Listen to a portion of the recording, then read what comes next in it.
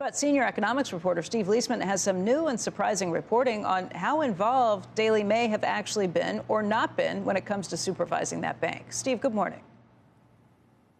Morning, Becky. San Francisco Fed President Mary Daly, her district saw the second largest bank failure in U.S. history, and she's become a target of criticism. She would not have typically been a key player in the bank supervision, several former, current, and Fed officials told CNBC. A highly centralized design to the Fed's oversight of large banks with assets greater than $100 billion, like SVB, put direct supervision under the Federal Reserve Board of Governors in Washington. Regional Fed presidents, they can be more or less involved in monitoring the situation, but all our sources said the key decisions about policy and enforcement would have been taken in Washington, not by the regional bank president. One former Fed bank president told CNBC, quote, she was not in the chain of command. Supervisory action taken by the San Francisco Fed supervisory staff would have been cleared by Washington.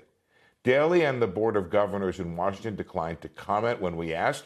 Regional bank presidents do directly supervise smaller community banks, those under $100 billion in assets. But while the big bank examiners, they work in the regional office and they're hired and fired by the regional bank presidents, the bulk of their reporting for the big bank goes to the board in Washington. They're called large bank organizations, LBOs in supervisory jargon.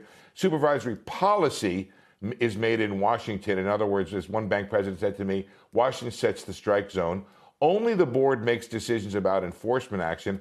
And in the case of SVB, the strictest enforcement actions like downgrades were not taken.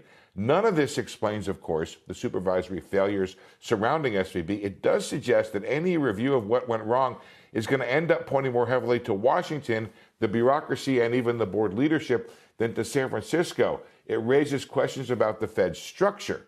Should more authority be delegated or responsibility be given to these regional presidents? And does the Fed put enough priority on supervision compared to, say, its intense focus on monetary policy?